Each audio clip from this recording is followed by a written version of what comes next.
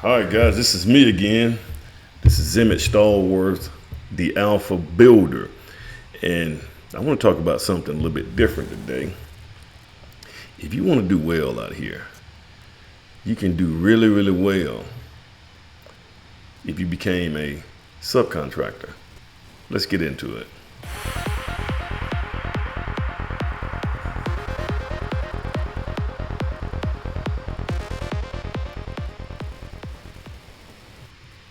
All right, guys, how you guys doing again? I'd also like to say, like I said, this is Emmett again. I want to talk about a couple of different things, a couple of different items that you guys could use if you want to be a subcontractor. See, everybody can't, everybody want to go out here and be builders, but the problems that the builders are having is we don't have any subcontractors. And so, and here's another problem. A lot of subcontractors they're doing things the old way, and they're not doing things. They're not using new and inventive. It's called inventive products, innovation. They're not using a lot of innovation, guys. They just do things the way they've been doing it for a long time. But there's a lot of product out here that should be able to sell builders that should be able to save builders a lot of money. But we don't have the subcontractors to go out there and do it because the subcontractors are stuck in doing things the way they've been doing it for 30 plus years. So we're going to talk about these items today. And guys, if you stick with me to the end, I got one good one for builders. A good one if you're a builder and you want to get out here and build. And we'll talk about the pros and cons of it. So let's get into the first one, guys. Let me see if I got it on my screen. The first one I want to talk about is I didn't want to talk about that one just yet. I knew I hit the wrong screen. First one I want to talk about right here, guys. This right here, and let me see, can I get it? Let me see, can I get this thing going here? This right here is what you call mortarless brick. Now, and you can kind of see how this thing, I don't know if it can make it big, but you can kind of see what this stuff, you got mortarless brick and you also have mortarless stone. So you don't have to mix any sand. You're getting rid of the sand component. You're getting rid of the mortar. So like mortar in certain weather, you have to be able to lay the brick in certain weather. If it's too cold, if it's too hot, and then sometimes you can have those mortar joints to the point to where if they don't mix the sand in the right mixture of the right right sand to water mixture. Sand to mortar and water and all that. If they don't mix that stuff just right, sometimes you can get variations in the color of the brick. This right here is a cure for all that stuff. And it actually looks really good. You may want to, behind it, may want to use a black sheathing, not sheathing material, but you may want to use a black house wrap so that, some of the stuff don't show up. But you can kind of see it right here. Let me just see the installation. So guys, if you look at the installation, let me see how to install. You put furring strips down, and I guess it's gonna give me a whole guide here. I didn't look at this on the front end. Let me just see, installation, how to install. Let me see if it give it to me. And you gotta download. Let me see if I can download this right quick, and we'll just take a look at it. So this is what it looks like, guys. They kind of overlap, and you got screws. So on the house, you go in and put these furring strips in. And guys, you don't have to have an additional footing, additional bottom part to a brick ledge or whatever you have. You don't have to have a brick ledge if you got a basement home to carry this right here. You just need those furring strips. And let's kind of look at it here, and let me see, can I make it bigger so everybody can see it. But you can kind of see how this works right here. Let me just see if they got kind of give the big details. I like to look at pictures. So it looks like you're going to come here and you're going to put all those furring strips in. So you got your sheathing material. You got your house wrap. Make sure the house wrap covers the sheathing. Seal all joints at the tape. Okay, I mean that's pretty much what we do anyway. Then you're gonna come in. You're gonna put your furring strips in. I'm not gonna go over all the details on how to install this stuff. I mean, you guys can look at they got videos on how to install this. But you got corner pieces, and they just slide in, guys. They slide. You put your corner pieces in, and everything just slides in. You got screws that you put in them. Let me just see. So this is kind of what it looks like when you get in there. You slide each brick in, and you're gonna have something that you can cut it with. And this looks almost like putting up vinyl siding. This is easy. And that's how these screws. So this is the furring strip right here, guys.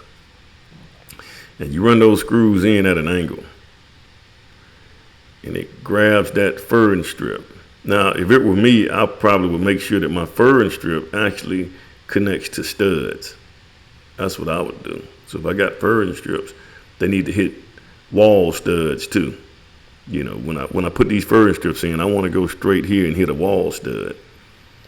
But this is a product, guys. I'm telling you, man, this is a product that, look at that. This is what it looks like right here. And see, you can see where you have a stud right here. You guys can kind of see that right there. We have a stud right here. That furring strip goes right into the studs, hits all your studs, and then you just come in here. You just start put them up. You got a bottom part, then you got window openings and stuff. You get out of mortar, you get out of brick. You don't, guys. They're starting to. Here's what they're doing. They're making these products. What's starting to happen now is the engineered product are actually better products. I'm gonna be honest with you. Like engineered flooring, to me, is better than sand and finish. Much better. Engineered lumber, they span longer. Like your I-joist, they span longer. OSB. These when they start the engineer thing, it's actually better products. This is a good idea, guys. If you have a subcontractor, if you have a business, you don't even have to be a subcontractor. You can just be a business-minded person, become a distributor for this company right here. So this, you can become. Let me see if I can grab them right here.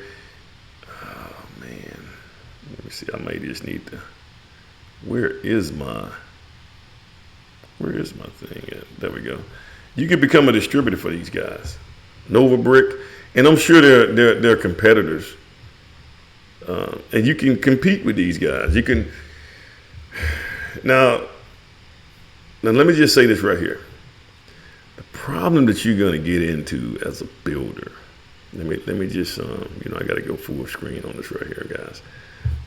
The problem that you're going to get into. The problem with most builders is they don't pay attention to their job site. You got to make sure that if that product is installed, if you become let's just say you become a distributor. See, and you're a subcontractor. Well, as a subcontractor, you have got to make sure that you install that product 100% like the installation instructions tell you to do it. Those instructions that I'm sitting here showing you, you got to make sure you do it exactly like that, because you don't want to put that headache on that builder. See, that's what the subcontractor should be doing for that builder. Now the problem is, here's the problem, is that the subcontractors don't really have a full understanding of what they're doing, and then the builder has to come in and bridge in the gaps for what they don't know. And that makes the builder's job hard. So if the subcontractor do something wrong, they didn't follow one particular detail, you forfeit warranties. And this is where you don't want to be in. So good subcontractors would go get this product, learn how to put it in, and do it right. Take that headache off the builder. You just get it done right, make it look the way it needs to look, and be done with it. They had an issue with Drive It. I don't know if you guys remember Drive It, EFIS. They started doing that here. The problem was not, EFIS probably wasn't a great product for here in Alabama because of the humidity. But if you install it right, you wouldn't have any problems. but the subcontractors weren't installing it right. The same thing went when they had this masonite. Masonite, actually, guys, if you look at this right here, if you look at this thing right here, masonite should have been installed just like this right here. Because you see, you got a 1-inch gap right here, so any humidity coming out of that house is going to be able to roll down and come out. This is the idea. This is a great product for you builders. That's number one. Let's go to number two. Number two would be, let me see what I have on the agenda right here. Oh, guys, this right here is awesome. Let me see. Let's see, am I in the right place? Let me just close out. Let me close out this guy so I won't be confused. All right, yeah. This right here is a good one right here, guys. And I think this is pre-cut framing with pre-cut package. So, wish I could. Let me see, is it actually, I'm not on the right screen. Let me get back on my commentation screen. Here we go. So let me go here.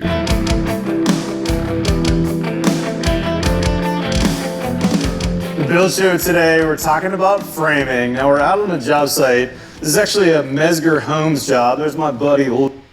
Now what's up with this frame drop this week? All right, let me just. It's actually a Mesger Homes job. There's my buddy. I want y'all to look at that framing package right here. This is how that framing package was sent. And what they did on this package right here, and I'm just going to explain what he's going to probably explain to you. But what they did on this framing package here, oh shucks, I guess I can't make it. Man, what happened to my? There we go. I got to get used to this thing right here, guys. So what happens on this framing package, guys, is all the studs, everything was already cut. So if you look at a wall, let's just say a framing wall. Let me see if I can pull up another screen right here. There we go. Frame wall. I know I got art there. There we go. So if you guys look at a framing wall, let's just kind of look at this wall right here. Let's see if I can make it bigger. That's a good picture right there.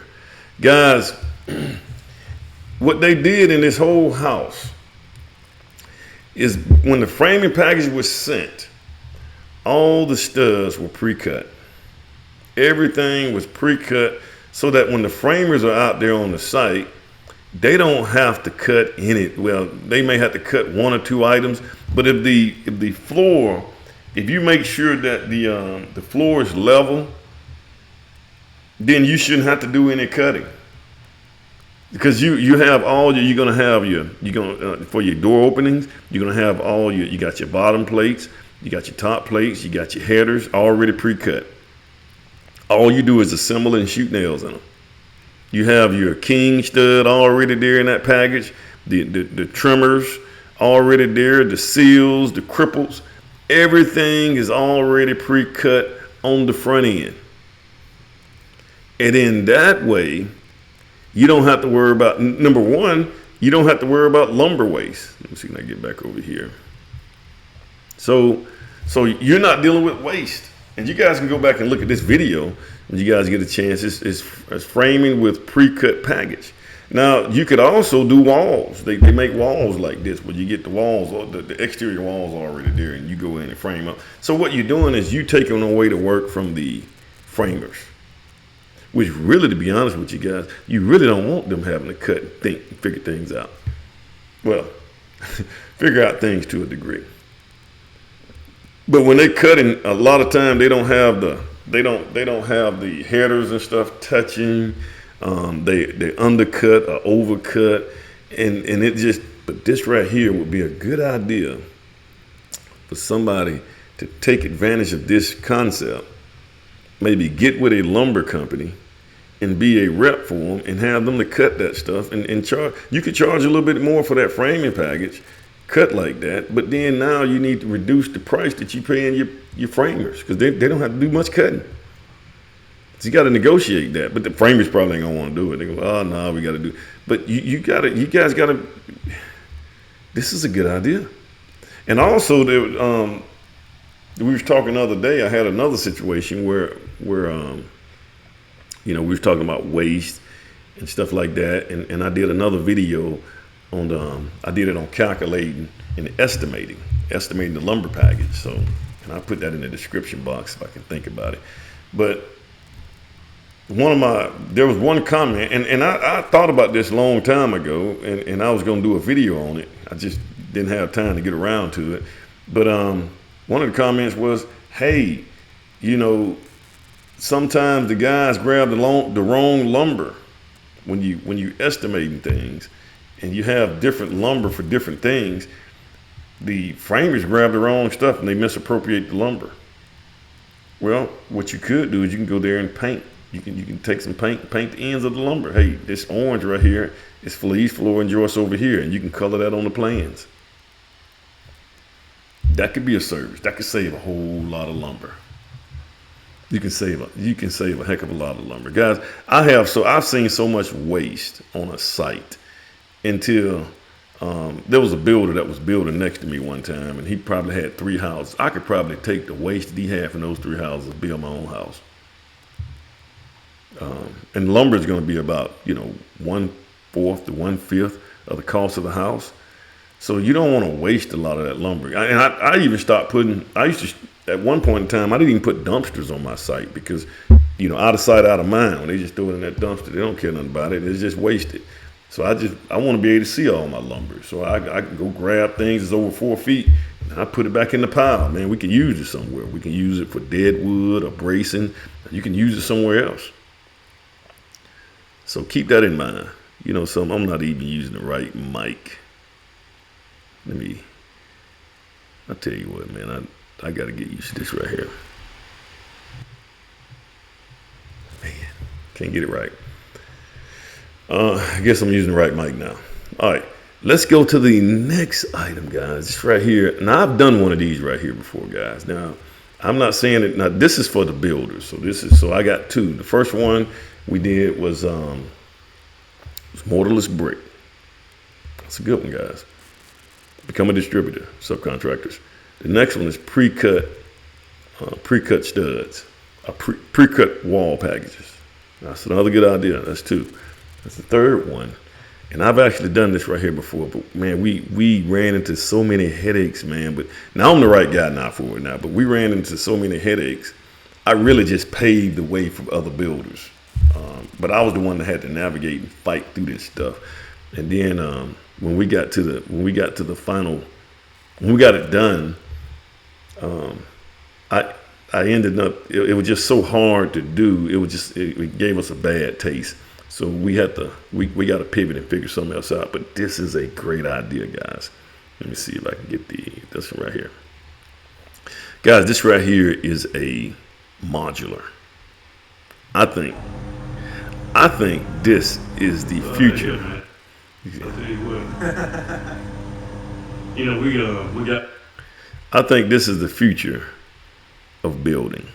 You kind of see, we just kind of set this thing, we brought the whole house in. Yeah, capital funds to make repairs and improvements to their manufacturing plants.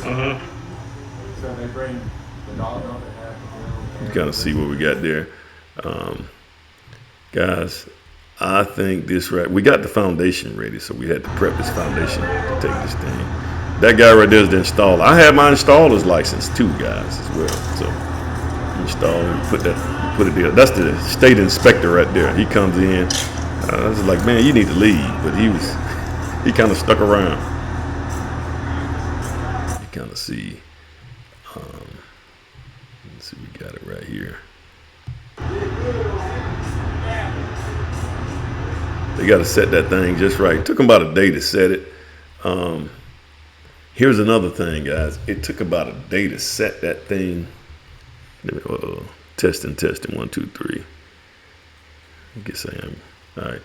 It took about a day for them to set that thing. Guys, it took about a week for them to build that whole, maybe 2 weeks to build that whole, everything. Drywall, everything finished on the inside. And it was built inside of there was no rain on it. It was built inside of a building. You didn't have to worry about the rain and all that kind of stuff. It was all assembled. And here's another thing. This modular is built. See, the difference between modular and a modular and a manufactured home is just two different ball games. I had to study all this stuff, man, before I did this. The difference between the two is that a modular is built to the IRC, the International Residential Code. It's built to the same code that homes are built to. But here's the thing: when you're doing a modular, the modular company have to build it even better than the IRC. They gotta, it's almost amplified because you gotta build that thing to be able to ride down the road and not fall apart. You can get a really, really nice house. Even my house that I'm living with, it was framed really well. I couldn't take this thing apart in pieces and put it on a truck and ride it down the road. It'll fall apart. That modular was built to that standard. And it was engineered, and it didn't get any water in it. It wasn't exposed to the weather, mold, and mildew, all that stuff. Those components are gone. Now, it's not all fun and dandy because the one thing that you're going to deal with. Now, let me just say this right here. Now, manufactured home, which is trailers, they're built to the HUD specs. And HUD, and plus this right here, these modules don't have a chassis. It's just like floor and joist, just like a home, a regular house. But the mobile homes or the manufactured homes, their floor and joist is the chassis that can roll down that you can use to drive down the road. So you have a permanent chassis affixed to it because that's also the floor and joist. And they're just not built to these standards. They're not built to the IRC standards. They're built to HUD standards, which is way lower. Those modulars can actually withstand more wind than a regular house. It's just a good idea. But I think this is the future of home building. I think this is how we need to. You don't have a lot of waste in the factory because they can utilize the additional material for another house. It's just all kind of good things can come out of this right here. If you want to build, some builders, you can go find these. There's a couple of them, in Alabama that actually does these homes. If you want to be a builder, especially on scattered lots, guys. If you go, like I used to work with a place called America's Home Place, and we built houses on scattered lots, like all throughout the country. Not in Alabama, just they may be 30, 40 miles apart. This is the fix for it. Instead of me sending subcontractors out there to build a house, I can just build a modular, a couple of weeks, send the house out there, get the foundation ready, boom, drop the house off. This is a good idea. This is where we need to be. These are the things that we need to be thinking about, guys. These are good ideas. Build it as you go. The only problem the modular company will have, if you're a builder, you're trying to start your own modular company, you got to understand now the ebbs and flows of the economy. If you hire a whole staff and you got you got your employees, you got your payroll you got to pay, and you done hired all these guys, and then the economy dipped. The market dips. Now you got all these guys. You got these families that need to be fed. So that's going to be on you if you don't time that thing and do that thing just right. So guys, these are some good ideas, man. I want you guys to kind of keep this in mind. You want to always be innovative. You always want to be thinking. I had a person to respond on one of my comments on one of my videos that I put out, and he said, well, man, some people can't make the change. Well, yes, you can. This new product, new information coming out every day. And it makes things easier. But you got to be willing to think. Thinking is not a bad thing, guys. I'll be honest with you. All right, guys, like, share, subscribe. Let me know your thoughts on this right here. And if you guys have any other ideas, anything you guys want me to talk about as far as new products, this is probably going to be a new thing that I do each week. Good ideas for builders, because I come up with them every day, all day. I just don't have the time to do them at this point, guys. Also, I'd like to remind you guys, I do have a members channel. And that's what I'm following. We're going through a house that's being built right now. I also give a little bit more detail about how things are done and what you guys need to be looking at if you want to be a builder. Okay, so it's for people that want to be a builder. It costs you about $3 a month. Also, guys, I'm going to create coaching sessions for people who want to come out here. Oh, God, doggy, there's one more thing I want to say about the modular stuff. I knew I would forget this right here. There's one more thing I want to say. The hardest thing about those modular structures, is the municipalities. That's where we had our problems. The municipalities don't understand them. They think they're mobile homes. And the zoning think that they think they're mobile homes. So they'll say that you can't put this in this area. You can't put this in a residential area, a regular single family area. You have to put it in a mobile home area, because they think they're mobile homes. And so you probably have to go through zoning in order just to get it approved and get them to understand what this is. This is just a regular house. But they don't get that. They don't understand that.